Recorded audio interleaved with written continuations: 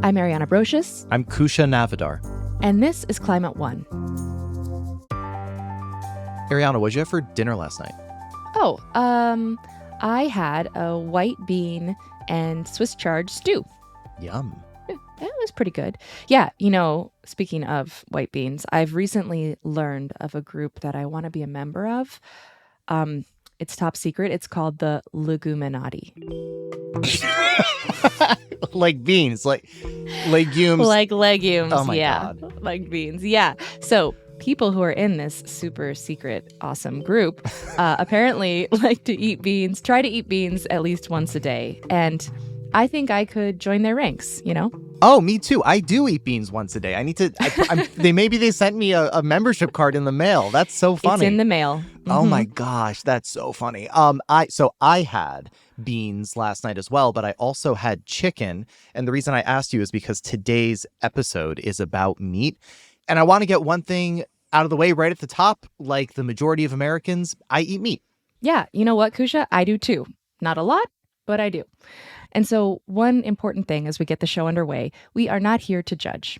Yeah, and I think that's important because today we're going to talk about meat and its impacts on the climate and some potential alternatives. And sometimes listening to this kind of content can feel grating because I think people who eat meat feel like they are about to get lectured. Yeah, I encounter this a lot when I talk to people about what they eat. And it's part of what makes this subject so interesting to dig into because few things are more personal than what you eat. Food is tied into our culture, family, identity, economics. It's so many things. Nearly all of our meat comes from factory farms. Those are generally bad for animals, bad for workers, and for the communities who live close to them. And from a climate angle, livestock agriculture and related deforestation is responsible for roughly a quarter of global greenhouse gas emissions. Wait, we said we were not going to lecture. Right. Because telling people not to eat meat isn't exactly a winning strategy, even when the message is coming from Billie Eilish. Y'all not gonna like me for this one. Eating meat is inherently wrong. And then the other thing is, two things cannot coincide. I love animals. I love all animals so much, and I eat meat. You can't do both. Sorry. You can eat meat. Go for it. You can love animals, but you can't do both. Billie, tell us how you really feel. Yeah, she got a lot of heat for her comments to Elle magazine there. So, given the tension around this topic, how should we approach what's on our plate? One solution that seemed to be gaining steam a few years ago is plant-based meat. Like the Impossible Burgers and the Beyond Meat stuff. Yeah, it felt like those brands were suddenly everywhere. Burger King introduced the Impossible Whopper, Carl's Jr. had the Beyond Burger. Grocery stores had an entire new section with plant-based nuggets and hot dogs, whatever you'd like. There's also serious money flowing into the industry from people like Bill Gates and Mark Andreessen.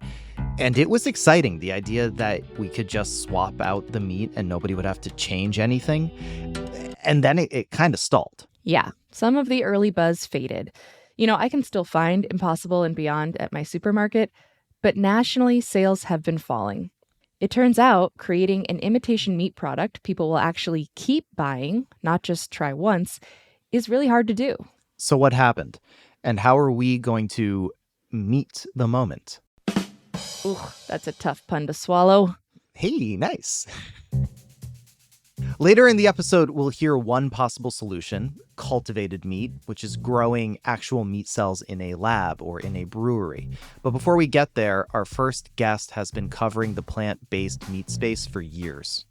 Robbie Lockie is CEO and founder of foodfacts.org, a UK nonprofit focused on transparency in the global food system. He grew up on a farm in Zimbabwe eating lots of meat, then went fully plant-based about 13 years ago, and now spends a lot of time thinking about how people decide what to eat. I grew up on a small farm in Zimbabwe, and our life and our diet consisted of a very heavy animal product-based diet. And I, at the time, really growing up, had no idea that people could live without eating animal products and meat. It was only really until my, I suppose, early 30s did I explore the idea of plant-based diets. And it actually came out of pure desperation. I was experiencing quite a lot of health problems, bloating, skin conditions, eczema. And I went on a bit of I suppose, an adventure, watching documentaries, reading books. And I wanted to understand, how my diet might affect my overall well-being. And it wasn't until the time that I completely cut all animal products, including dairy, out of my diet that I noticed an almost overnight shift in my overall health. I was sleeping better, my sinuses cleared, I was able to breathe through my nose. The psoriasis and eczema on my arms cleared up within six weeks or so. And I guess one of the biggest things I noticed was just my energy levels. I generally felt very sluggish for most of my life, always very tired all the time. And yeah, switching to a plant-based diet made such a huge difference to my overall well-being. And it's been 13 years now that I have been fully plant-based. Wow. That's compelling. Yeah, there are a lot of health benefits to eating less meat, at least, if not excluding it. So I want to go back about 15 years to a time when plant-based meats were making their debut. What climate or environmental arguments were being made for these products, and what was consumer interest like? In the early days, consumer interest was incredibly excited. There was a lot of buzz around these alternatives.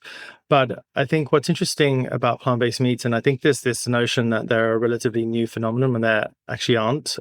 Thousands of years ago, Chinese monks were making seitan from wheat gluten, which resembled meat, and Buddhist monks have been making and consuming plant-based or meat alternatives for millennia. But it's only really, I suppose, as you say, in the last 15 years that a mainstream commercial kind of industry was born. And I think, if you speak to a lot of the founders of these organizations, many of them created these products out of frustration with what is a deeply dysfunctional food system, but also the environmental impact of industrialized animal agriculture. And so there was this huge, I guess, gold rush, plant rush to produce products that tasted like meat, that performed like meat, and were familiar. And I think that's one of the biggest things.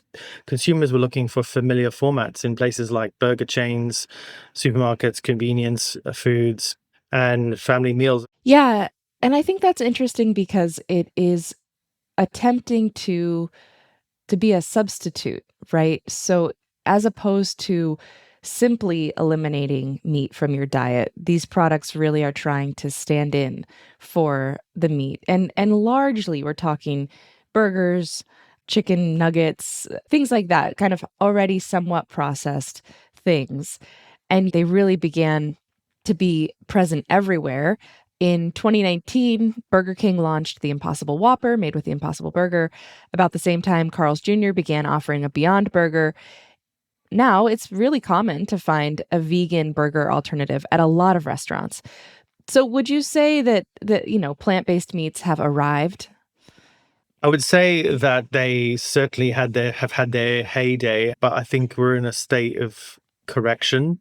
Essentially, I think as an industry, there's been this sort of burst of growth, and I think weaker products or weaker brands have kind of really been exposed. One of the most important topics that I don't think is spoken about enough is macronutrient parity. It's all very well offering, say, a salmon steak, plant-based salmon steak, but then if you compare a plant-based salmon steak to an animal-based, fish-based steak, often the macro parity is quite different. And I think a lot of these types of products that came on really monopolizing on the novelty factor have faded away, and the products that do have macronutrient parity have stayed because consumers are obsessed with protein, obsessed with macronutrients, and I think plant-based products that can meet or surpass their animal-based counterparts are always going to be potentially attractive to a wide variety of consumers. Yeah, let's get into that because, as you mentioned, in the last several years, there has been a downturn of fortunes for a number of these companies. Sales are falling in the US and the UK. Why did consumer attitudes change? I think it's a bit of a perfect storm, in my opinion, in our current economic state. Take the UK, for example. We're living through the worst cost of living crisis in over 70 years. People having to choose between eating and heating their homes. And when they walk into a supermarket and see a pack of plant-based meat, for example, or plant-based bacon, the price is considerably different. So pork bacon is about £6 per kilogram, and plant-based bacon is £29 per kilogram. So there's a stark difference in the price. When it comes to beef burgers and plant-based burgers, then the story is slightly different. I think potentially because the popularity of the product, due to economies of scale, more plant-based burgers are being sold than ever before. But also the cost of agribusiness is skyrocketing. And so, plant-based meats are not quite on price parity with beef, but they're approaching price parity. And I think as the climate crisis bites and more large agribusiness starts to divest from animal agriculture, I'm hoping to see more giant agribusiness invest in more alternative proteins as a solution. Yeah, there has been some of this so far. I know some of these major agribusiness brands have already bought up some of these smaller plant-based brands or are investing in them as a component part of their business. The costs are real. You touched on the macronutrients, and I think consumers, we're all subject to the sort of whims and fads that come with every, new cycle of nutrition. And so at present, there's a fixation on fiber, which is good, and protein.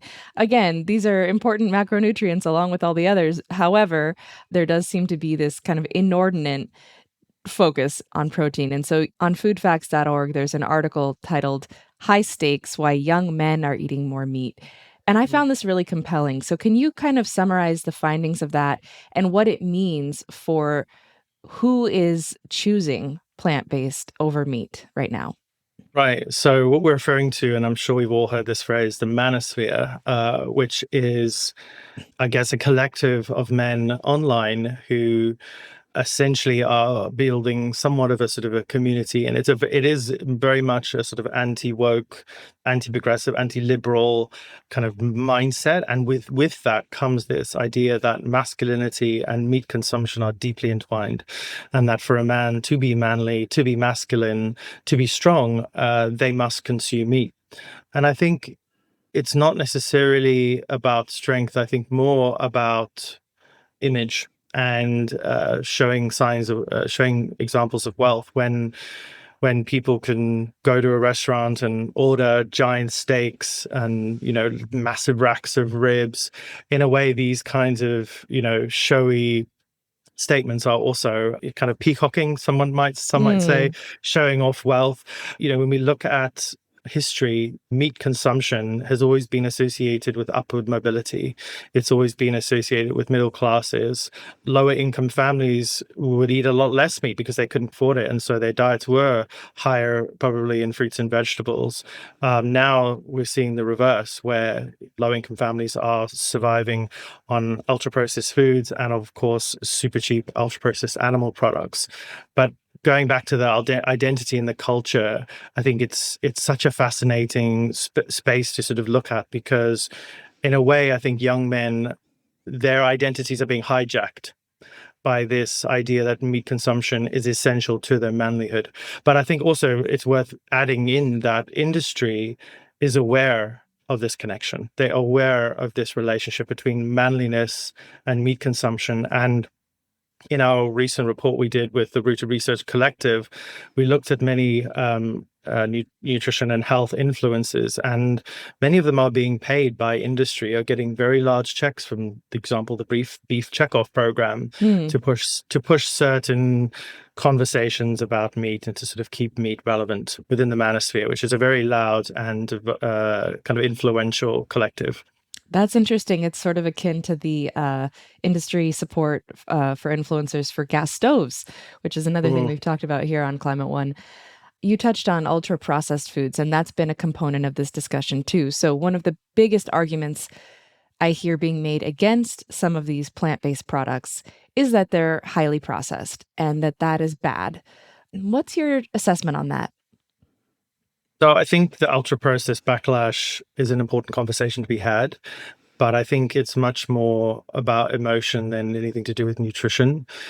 There's this idea that a long ingredients list is is a warning sign of whether a product is healthy or not, and that's completely not true. It's about looking at what does the product actually contain and in what amounts, and what are we trying to replace in our diet. So, a plant-based burger is not exactly the same thing as a lentil or a mushroom burger or a veggie burger, but we can't always compare apples and oranges. What's the expression? They're Apples to very apples. different. Apples to apples. Yes, they're very different. It's a very different product with a very different agenda, I suppose. But each one of these foods are going to be very different depending on the formulation. So often when the media talks about plant-based, it talks about it in a way that suggests that all plant-based burgers are created equal, and they're absolutely not. But if we look at a plant-based burger, we are talking about zero cholesterol, more fiber, no saturated fat. So just because a product has a long ingredients list, it doesn't necessarily mean it's automatically bad for you. And again, not to hop on about industry, but industry's done a very good job at scaremongering certain ingredients that are used in these products. For example, binders like methyl cellulose, which sounds very scary, but it's a product that's used in food and has been for decades.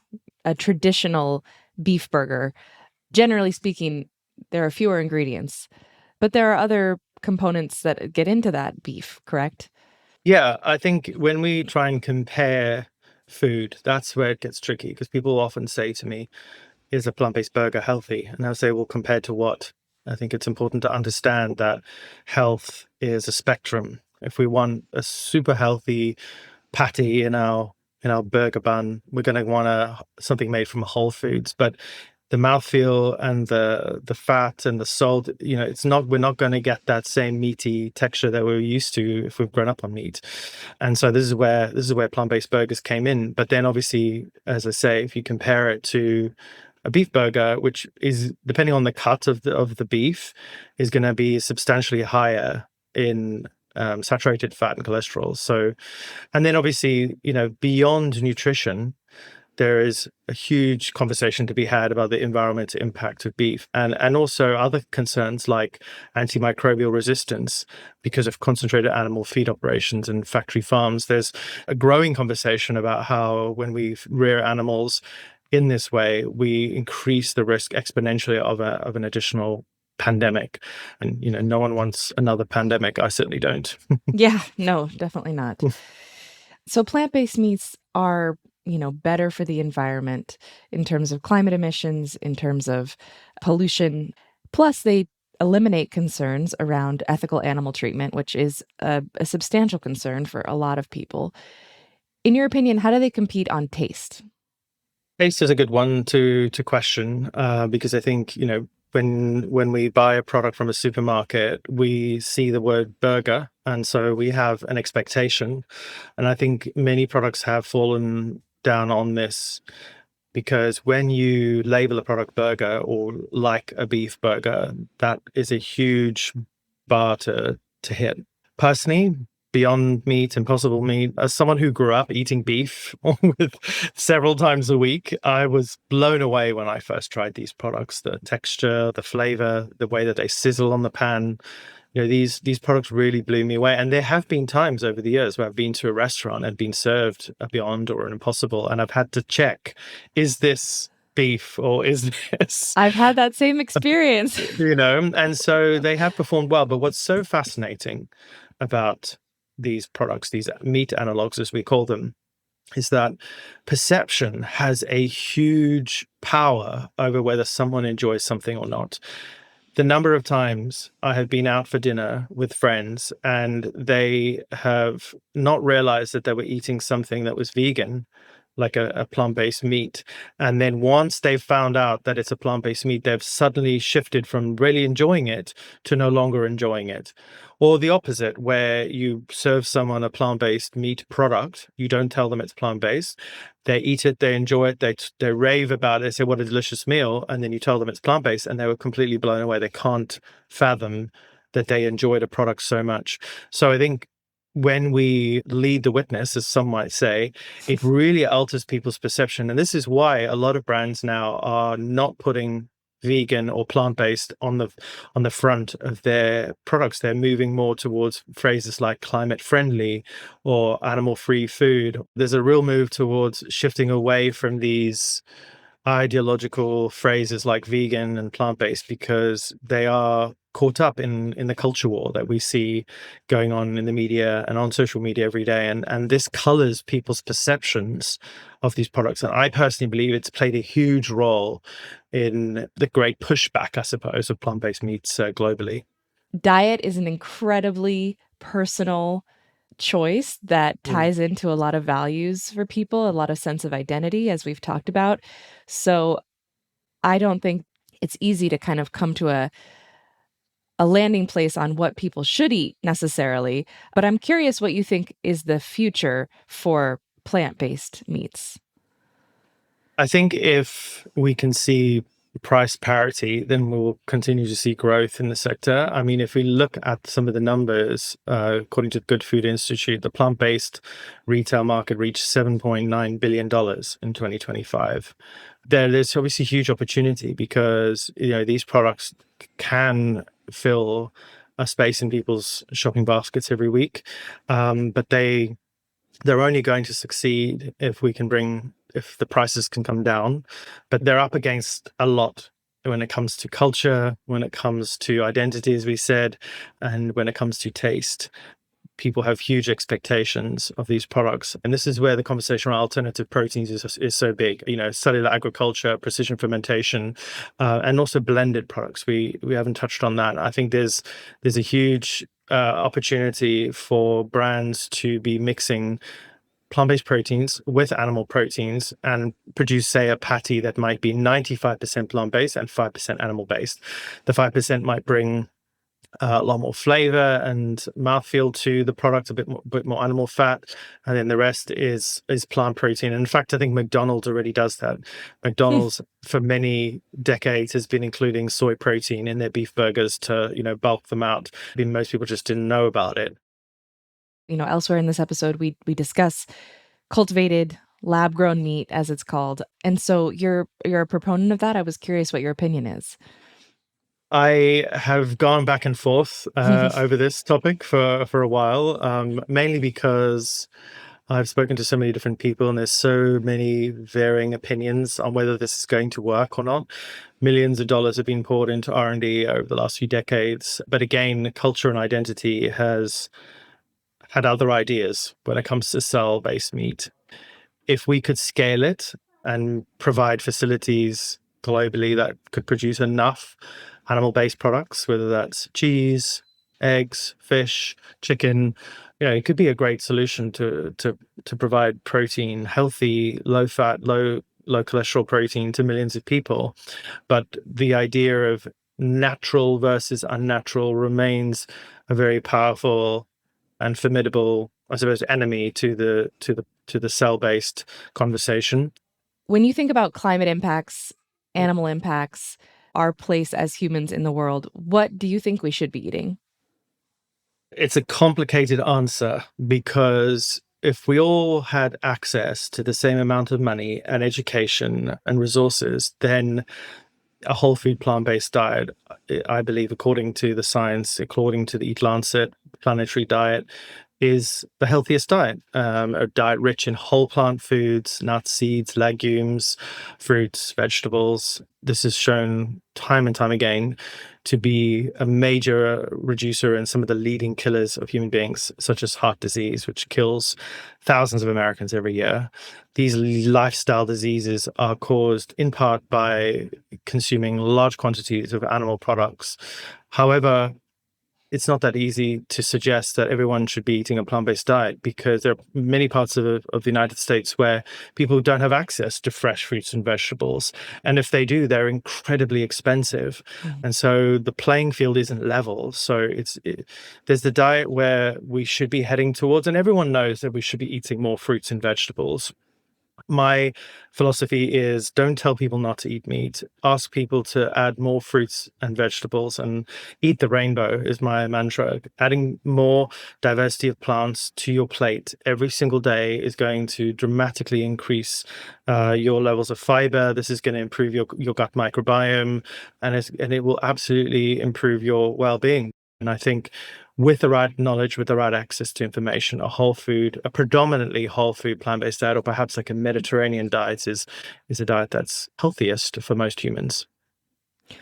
What's your favorite meal?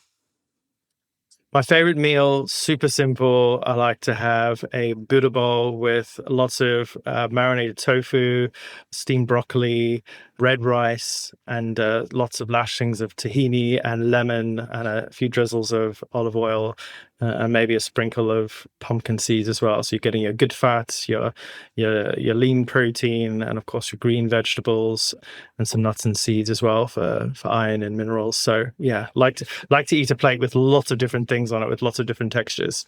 That sounds delicious. Robbie Lockie is CEO and founder of foodfacts.org, a UK nonprofit dedicated to bringing clarity and transparency to the global food system. Thank you so much for joining us on Climate One. My pleasure. Thank you so much for having me. Coming up, solving the climate problems of industrial animal farming will require more than one approach. You've got your vegan people, you've got your beef people, and you've got your regenerative people and your industrial people. But it does seem like there's a lot that these different groups can learn from each other. That's up next when Climate One continues.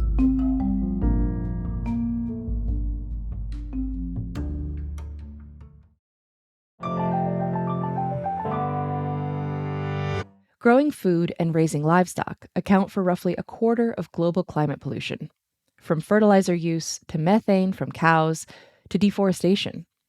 And it's likely to get even worse unless we change our ways. By some estimates, we'll need to expand food production by 50% by 2050 to feed the growing global population. Michael Grunwald is a journalist and author of We Are Eating the Earth.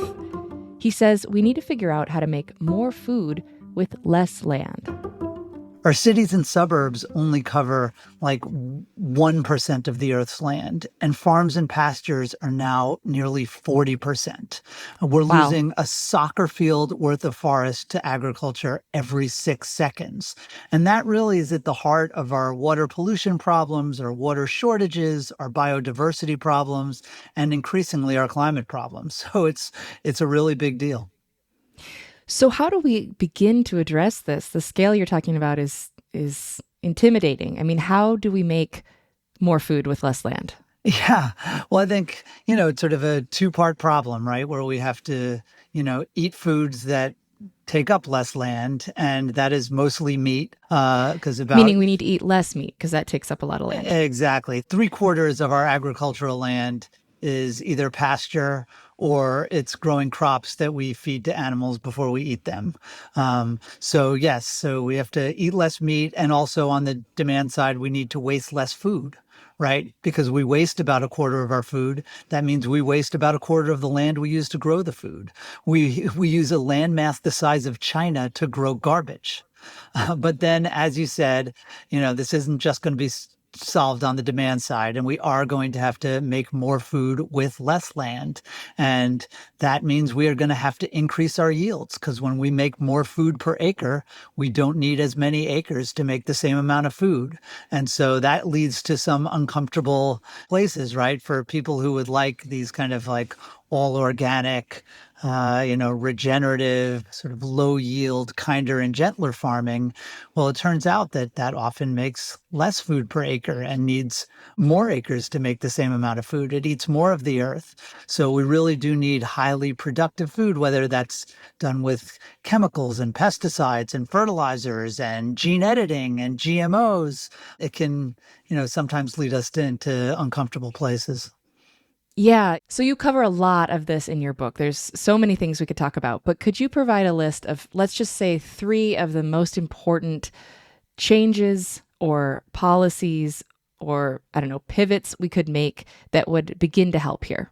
Sure. I mean, really, we need to eat less beef, lamb too, but beef is really the baddie.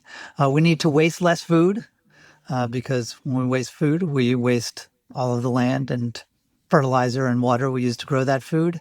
And then we need to make more food with less land, which means higher yields, making more food per acre so that we don't need as many acres to make the same amount of food and we don't eat as much of the earth. So you touched on beef cattle, which are, kind of a staple for many Americans. They use nearly half of the world's agricultural land to produce just 3% of its calories.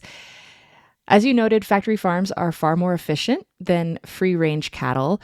There are other impacts to consider here I don't want to totally gloss over, like animal health and welfare, manure handling, disease, things that can come from concentrated animal feeding operations. However, from an efficiency standpoint, they are much better. Does that make them good? It doesn't make them good, right? And you mentioned a lot of reasons why, right? They treat people badly. They treat animals badly. They use too many antibiotics. Their politics usually suck. And those are real issues, right? The fact that they could contribute to the next pandemic is something we have to keep in mind.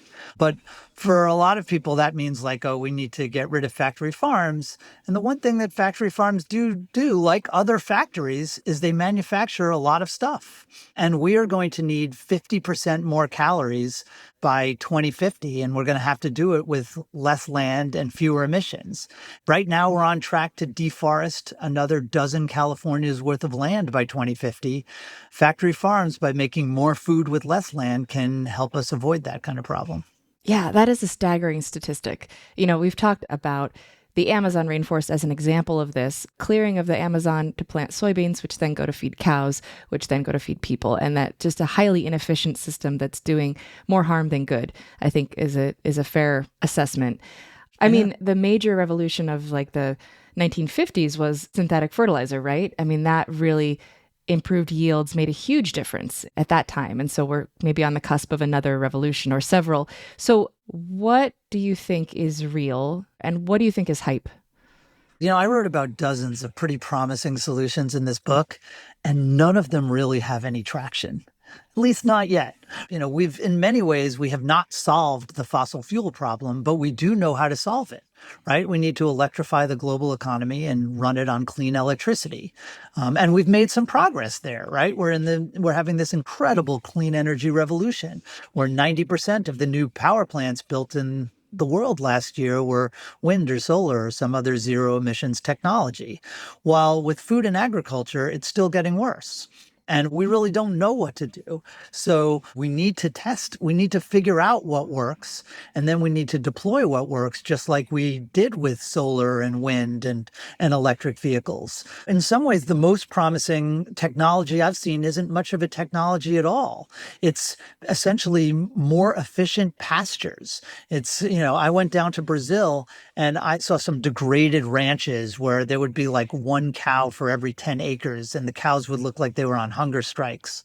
And then I'd see upgraded ranches where they had invested in better grasses and they fertilized the pastures. And yeah, some of them had feedlots, but you'd see one cow per acre. And that meant they were using only 1/10 as much of the Amazon. So they were eating a lot less of the earth. Yeah. So this idea, this pasture intensification, I think is what you're describing, right? Yeah, exactly. So how does that compare to rotational grazing? Because this is something I've heard about for years. Cows are really not good at protecting their own interests. They eat the good stuff and leave the bad stuff and then just kind of hang out.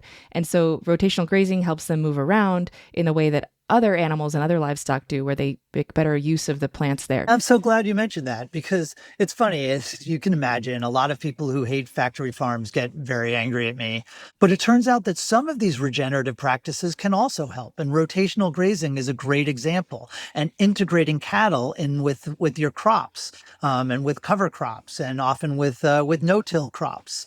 And, I went to some of these ranches and they look like industrial ranches. And like I said, they're fertilizing their pastures, which Michael Pollan would not approve of. And they do have feedlots, right? Ooh, boo, bad.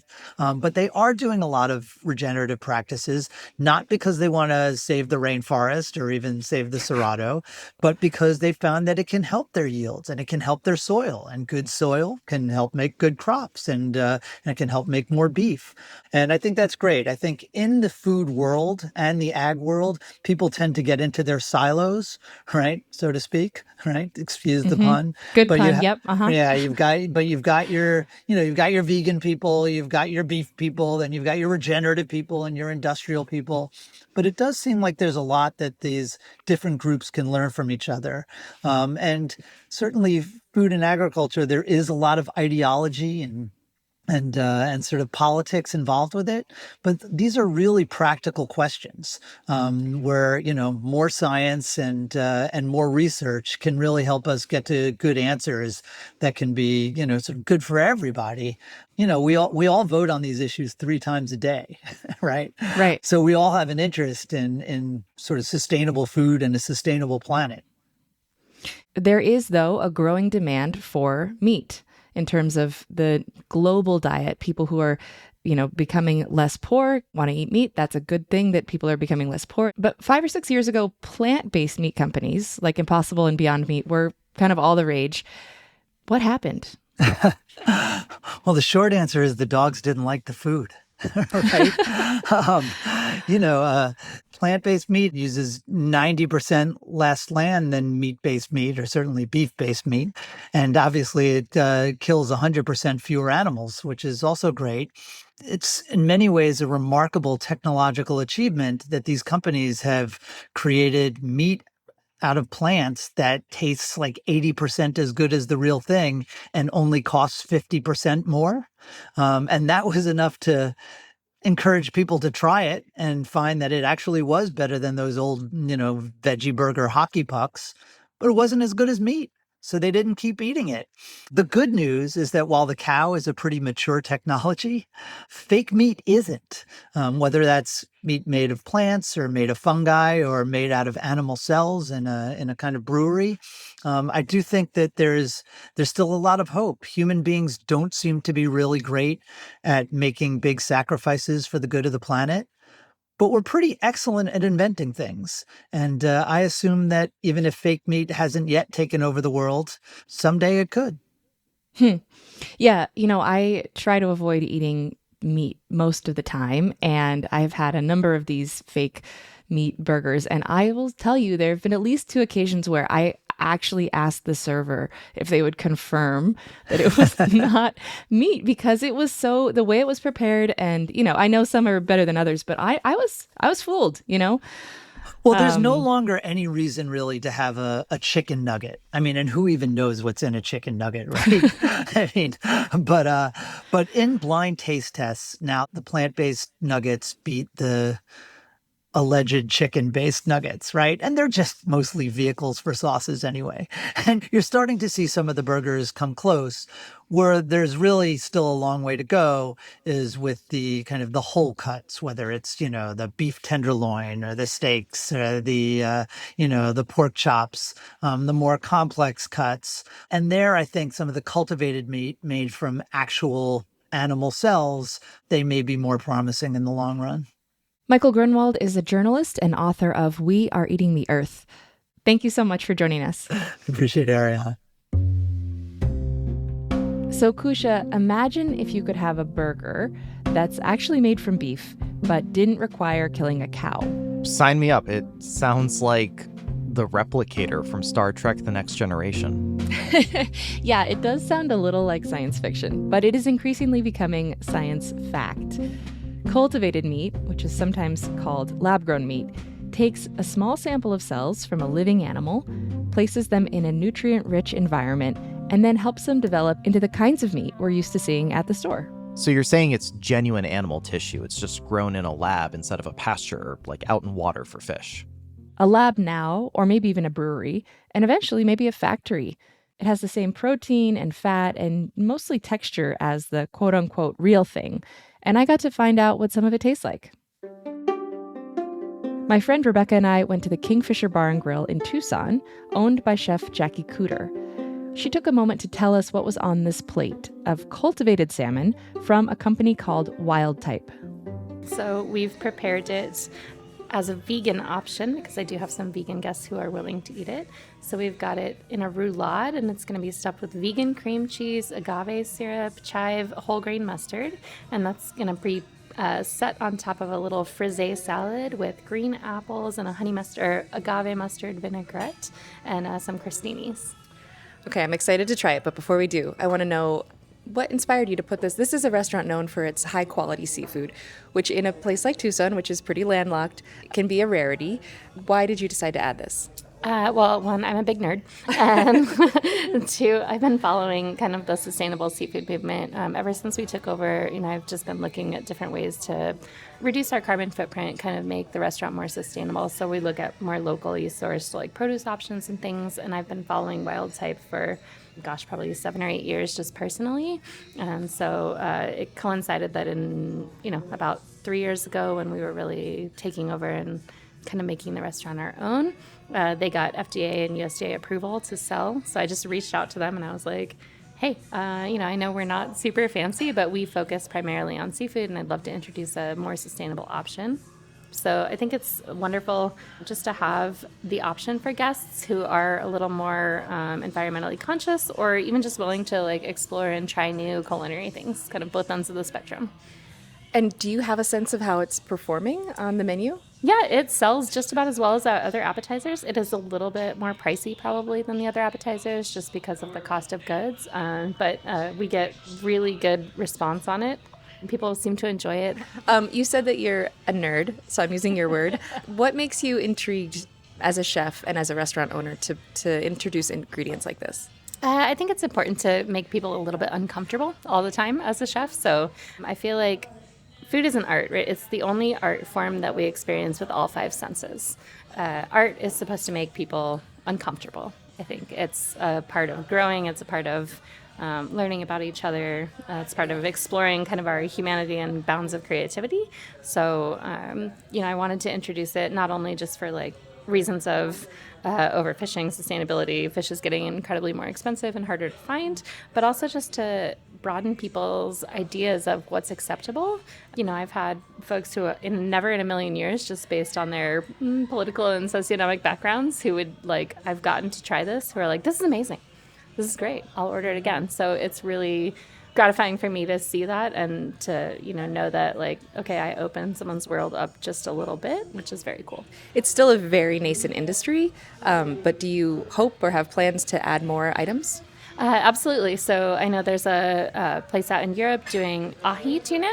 So I've been reaching out to them. It's not quite settled how we might get that across borders at this point, but I'm keeping an eye on the industry and definitely interested in exploring options. I don't think at this point it's meant to replace anything on the menu, just sort of expand options for us. Thank you so much. Okay, let's try. Okay, so we're taking a crostini and then a little piece of apple and some salad.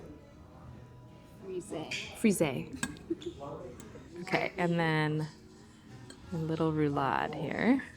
It looks pretty much like regular smoked salmon. It's very nice, kind of pinky orange. Yeah, I think it looks beautiful, fresh. Okay, let's give it a shot.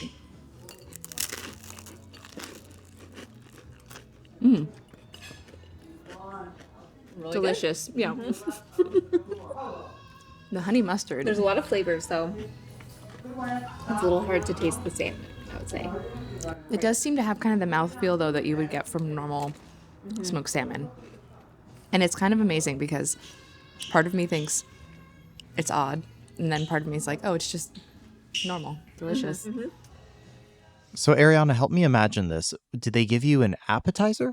Yeah, it was a small plate. So it was, 5 little roulades with a sort of thin piece of the salmon rolled around some cream cheese. Is that because that's how they wanted to present it, or because it's hard to get the cultivated meat in the first place? I'm sure it's both. I mean, cultivated salmon is still way more expensive than typical salmon. So there's that component. And just the volume. I mean, I don't think any company is really making these at scale. Because of the salmon? Because of the salmon. That's beautiful. Coming up, the state of art and science of cultivated meat. Meat is cells, and cells can be meat. So why would we not take advantage of this opportunity for both more efficient production of foods we love and also opportunities for innovation from a culinary perspective. That's up next when Climate One continues.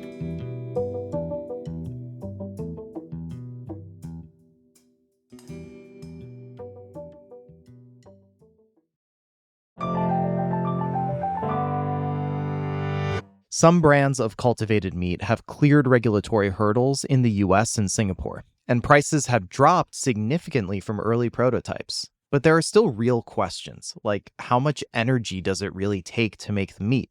How do you get it to scale? And the big one, will people actually eat it? Claire Bomkamp is a senior lead scientist for cultivated meat and seafood at the Good Food Institute. She walked me through how this technology works and where it stands today. Yeah, so the idea with cultivated meat is it's real meat that's going to deliver the same sensory experience and the same nutrition as meat that you're used to eating.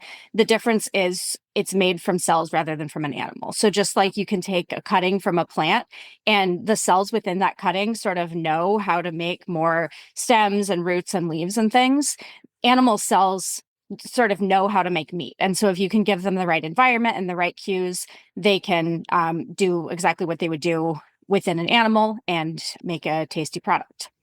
So if you had to say the actual process, maybe what are the steps involved with it, the quick version?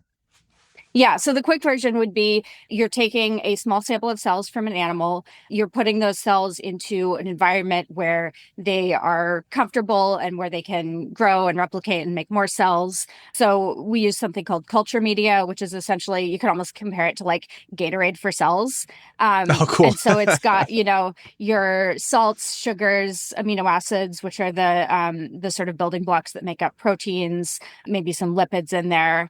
And those are going to kind of, provide, the environment that the cell is used to living in when it's inside of an animal. And so you're just doing that kind of externally. And then you're giving them cues that will induce them to become muscle and fat cells. You're harvesting that product, and maybe there's some sort of post-processing at the end, depending on the product you're talking about. And in the end, you get essentially animal tissue that comes from cells instead of an animal. It sounds like a really souped up version of brewing beer. Yeah, it's a lot like brewing beer. So down to, in some cases, the just physical appearance of the tanks that you would be growing the cells in. And of course, there are a lot of bioreactor designs that people will nerd out about. But, in a very basic sense, it's the same thing. It's interesting that you brought up temperature. What about the energy that is needed to keep the vat? Like, I'm imagining a stainless steel vat, just like for beer. Like, what energy does it take to keep that vat at the right temperature? Yeah, so energy use is one thing that that people are definitely thinking about when they're developing cultivated meat processes. And one thing that's a huge factor when you talk about how well cultivated meat performs from an environmental perspective, just in terms of, carbon footprint. So the energy source that you're using is really important. Are you using a decarbonized energy source? Because it is going to take a fair amount of energy to produce these products. But if you're using something like solar or wind, the carbon footprint comes out quite reasonably. So that's a huge factor that, as this industry is growing, because it does take a lot of energy, you're saying? It does take a fair amount of energy. There are certainly opportunities to reduce that energy burden and make the process more efficient. Think about, is there one part of your process that needs to be heated and another part that needs to be cooled? And you can kind of bring those together and have kind of heat exchange between those. How can you increase the efficiency? We've heard people talk about, designs where if you have a process that's producing a lot of heat and needs to be cooled, maybe you're locating your facility very close to, an ocean or somewhere else where you have kind of an abundant source of cooling. So I think there are a lot of opportunities to bring down the actual energy usage of cultivated meat production, and then also making sure that the electricity source that's going into that process is one with low carbon emissions. It's interesting that you brought up just even the physical space where the production is happening. That makes me wonder, where is most of the cultivated meat production happening right now? Yeah, so the main places that have regulatory approval to sell cultivated meat are the US and Singapore. But locating production facilities, because they take so much less land, locating them potentially in some cases closer to urban centers where the products would be consumed. And I think one of the most important decisions there is just what cells you're going to use. Like, how do you vet the animals? Yeah, that's a really important factor, because a small difference in the speed at which the cell line you're using is able to replicate can have a big impact on the efficiency of the process. And so you can look at kind of the regulatory dossiers that some of these companies have submitted to the FDA. The FDA actually publishes these online, certificates of, Evaluations. hey, I'm, so and so veterinarian, and here's my like stamp of approval on like this cow looked healthy. So that's one step. And then on the kind of cell performance side of things, honestly, a lot of it is just going to be trial and error. So maybe you have one sample of cells, or you have a few samples of cells. You're going to grow up a bunch of different cell populations and have kind of several cell lines that you evaluate. And then you can test which of these grows really well. Do they have any difference in how the final product tastes if you grow those cells up and mature them? Is one of them, really good at producing tasty pork or beef or whatever product you're making? Let's put a wrap around this. It sounds like cell replication, ability, and also awareness of the cell itself, on top of all of the other qualities, all kind of are in this matrix of factors that you and other scientists are looking at to determine, hey, what strain do we actually want? And your approach is kind of trial and error, where you get a healthy cell, you put it in the right environment, you gauge it on all of these factors, and you put it next to a bunch of other alternatives and see which one is kind of going to bring up the best quality along a bunch of different pieces. Is that the right narrative there? Are we thinking about it the right way? Yeah, I think that's exactly right. And I would say the key thing is smart trial and error. So having kind of early stage, doing the necessary testing and kind of knowing what to look for, so that if there is an issue with one cell line or another, you don't put a bunch of time and resources into it. And you can, very, very quickly say, okay, this one has kind of a problem. We need to, focus on other cell lines that are going to perform better. Cool. Okay, now that the cell lecture is over, and thank you very much for I'm so being sorry. our professor on this. No. I'm the one asking the questions here. Maybe we're ready to talk about the actual beef, like one of the marketing shortfalls that I'm aware of plant-based meats. So not what we're talking about right now with cultivated meats, but plant-based that we might all be more familiar with is that they can't really replicate certain meat cuts. I'm thinking like filet mignon. I'm thinking like beef tips, like these things that you go to the grocery store, you're like, I want to get this specific cut. Can you make the equivalent of filet mignon with cultivated meat? I don't know of anyone who's actually doing filet mignon specifically, but the idea is certainly that you would be able to replicate all of these different cuts. And I think that's one of the parts of cultivated meat that's so cool, where there's just, there's some fundamental cell biology that somebody needs to kind of, spend a lot of time in the lab to work all of these things out. And then companies need to be spending a lot of time in their R&D labs to figure out kind of how that all translates into actual finished products that people are going to be able to eat and enjoy. So when we think about it from the climate level, what other inputs need to be considered when calculating the climate impact of cultivated meat? Yeah, so the climate impact is like everything, it's a lot of things, but two main things. One is the amount of energy used on the source, and the other is the feed that you're going to be feeding to the cells. So your glucose, your amino acids, all of the kind of energy inputs. And you can break that down into how efficiently are the cells using the media. So if you give them, a certain quantity of glucose and amino acids, are they doing a really good job of turning that efficiently into meat? So I think there's a lot of opportunity on that front. So that can be, adapting your cells to the media. It can be adapting the media to the cells so that they have kind of the exact types of nutrition that they're looking for at a particular stage. And then there's also kind of the sourcing of the media ingredients themselves. Is one going to be a lot more climate efficient than the other? I wonder if you're ever at dinner parties and you're like describing what you do for work. Do people ever have like an ick issue with it? Or they go like, ooh, that sounds gross. Do you feel like there's an image challenge there to overcome? That's definitely a reaction that some people have. And honestly, a reaction that I think I had the first time I heard about it. I was going to ask, yeah. I was working in a cell culture lab at the time, and you very much don't lick the science. And so I heard about this on a podcast, and I kind of was like, wait, really? You don't lick the science in, your typical cell culture lab, because nobody's, intending for any of the stuff you're working with to be safe to consume. And frankly, it probably wouldn't taste very good. But if you do have kind of all the right food safety controls and checks in place, then absolutely. Meat is cells, and cells can be meat. So why would we not kind of take advantage of this opportunity for both more efficient production of foods we love, and also opportunities for innovation from a culinary perspective? I think that a lot of people are going to be a little bit skeptical when they hear about this for the first time. But there have been a number of polls that ask people, have you heard of cultivated meat? Would you try cultivated meat? Would you pay for cultivated meat? All of those questions. And the numbers will vary a little bit, but they pretty consistently show there's some skepticism, but there's also a lot of openness.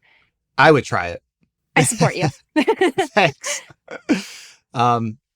Okay, so there's the potential image problem, but just like the awareness that needs to be made. So that's like a marketing aspect. And then there's the operations aspect too, or like the pricing aspect, because like you said, it's V1. And with most products, most tech that is V1, it is also V expensive, very expensive. Yes. So prices of cultivated meat, they have dropped precipitously from the first few burgers that were made.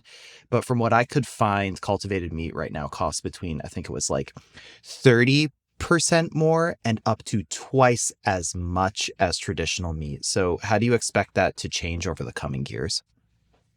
I think there's still a lot of opportunity for reductions in cost. So, just very basic improvements to the efficiency of the cells that people are using, the design of the media, the types of bioreactors that are being used. Can you come up with designs that are going to be more efficient, more continuous processes? There are a lot of ways in which you can continue to bring those prices down. So when you mentioned the costs dropping precipitously relative to the kind of first cultivated meat burger, that was kind of the very, very low hanging fruit. Like the fruit was on the ground relative to kind of a true lab scale process, going to something that is becoming an actual commercial product, but still at a very small scale. There's still a lot of low-hanging fruit, and then just economies of scale. So how do you get to scale? Like, what would it take to get from the brewery to mass market production? A lot of steps. So you design your process, and then you learn a lot from that. What works, what doesn't work, probably a lot of things that don't work. And you kind of optimize from there. And then based on what you learn in that process, you build a bigger bioreactor or a bigger facility, and you have, efficiency gains from just operating at a larger scale, at least up to a certain point. And then you might have, fairly substantial cost reductions just from the sourcing of the ingredients. Yeah, so it sounds like in this case, like many other cases, we are kind of just talking about economies of scale. And once it enters the market and gains demand, then the price curve will allow it to, or at least the production curve will allow the price to decrease.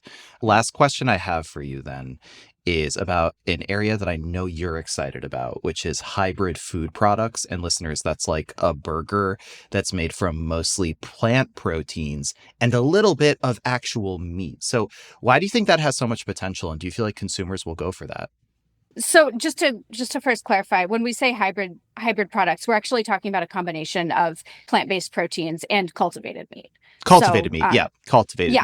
Yeah. So why we're so excited about that is GFI focuses not only on cultivated meat, but also plant-based proteins, fermentation, so using yeast or other microbes to produce food products. We have kind of scientists who specialize in all three of those areas. And when you get our team together, nobody's talking about, oh yeah, cultivated meat is the solution to this. No, plant-based is the solution. Like, that's not the vibe at all. The one area that we all kind of agree is maybe the most exciting is the intersection of those different production platforms. And the reason for that is they all kind of have their strengths, and then they all have the areas where they have a little bit more of a challenge. So if you think about the plant-based products that are on the market today, getting to true sensory parity with conventional meat is a real challenge. And there's been a ton of progress that's been made, just in the last 10 years in terms of how well plant-based products can replicate meat. So I don't want to downplay that in any way.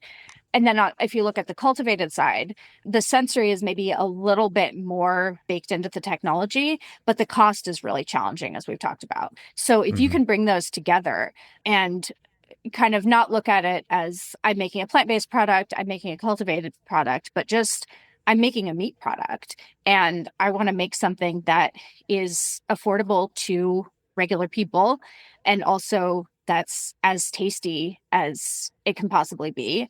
Why would you limit yourself to just one technology or the other? And also, what combination of ingredients is going to give you the best environmental impact?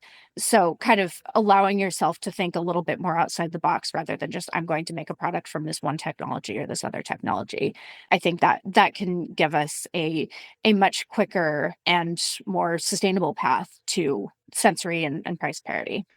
I feel like it's a great place to end it. Claire Bomkamp is Senior Lead Scientist for Cultivated Meat and Seafood at the Good Food Institute.